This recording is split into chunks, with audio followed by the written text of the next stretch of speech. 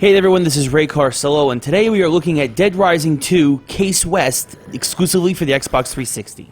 Taking place immediately after the events of Dead Rising 2, Case West opens up with Chuck Green fighting off a now zombified TK. And just when it looks like Chuck is about to succumb, a tall, baseball bat-wielding gentleman steps in and sends TK flying. As Chuck gets his bearings, we see that it is the hero of Dead Rising 1, Frank West, that has saved Chuck. A bit more grizzled after his experiences of the past 5 years and countless Zombrex injections to stave off his own zombie infection, Frank is a welcome sight for Chuck, who is clearly going to be a goner. After introductions are made, Frank reveals he was following a lead and was going to pick up Rebecca Chang when on the way he saw Chuck struggle. It is then that Chuck reveals the unfortunate news that Rebecca is dead.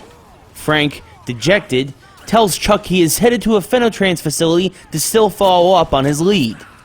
Chuck then tells Frank he is coming with him because he lost the evidence that would prove his innocence behind the Fortune City incident. It is then that these unlikeliest of partners decide to team up and begin infiltrating the facility, as their banter is reminiscent of an Abbott and Costello movie while they bumble along through ventilation ducts. Once inside, and after fighting through a horde of zombies who were released from experiment holding pens, Frank gets in touch with his contact, and the two begin trying to fight their way through security guards, zombie herders, and the zombies themselves as they look for evidence that will take down Phenotrans once and for all and clear Chuck's name. Many people were curious as to when Case West would be released, since it was hinted at around the same time Dead Rising 2, the main game, was revealed. Clearly, it was farther along than was let on, as there are a few plot holes that you immediately notice upon the opening of this game. Most notably, where is Chuck's daughter Katie and Stacy from the end of Dead Rising 2, and why is Chuck wrestling around with zombie TK at this point? Not to mention it never explains how Chuck lost his evidence. These plot holes aside, Case West actually follows the Dead Rising series rather well, as a few surprises will pop up that will help forward the series and put it on track for a thrilling third game. And of course, you don't really need that much of an excuse to just go zombie bashing in the desert.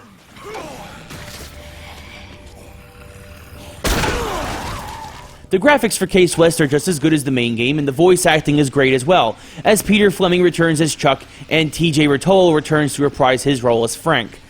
The banter between the two is absolutely hysterical and gives this Dead Rising a much lighter feel to it right from the get-go, even as you're surrounded by flesh-eating zombie hordes and being shot at by trigger-happy security guards. There really isn't much else different to Case West, though, if you've played all the previous Dead Rising games, aside from the fact that now they've made sure to include all features from previous games in this one. The photography challenges have returned from Dead Rising 1 since Frank is a photojournalist, and Chuck can still duct tape with the best of them, as there are even more weapon combos. And what's really nice is if you don't have a main Dead Rising 2 save file on your system, you'll automatically start at level 40. And don't worry about the photography mode if you're playing as Chuck.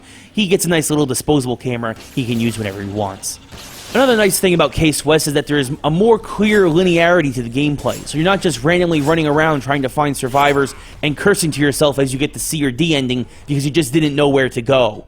This way, you won't have to worry about replaying Case West and finding everything in order to try to get the best ending, and can just zombie bash till your heart's content. And the survivors are the smartest yet, as once you clear the zombies away from them, they'll tell you thanks and just run off on their own, since they know the best ways out of the facility. If I had to escort one more stupid redneck after another fetch quest, I may have been done with the series altogether. The competitive multiplayer from Dead Rising 2 isn't featured here because it doesn't make sense for the story, but there is a co-op mode that actually does make sense now, where you and a friend can play as Chuck and Frank.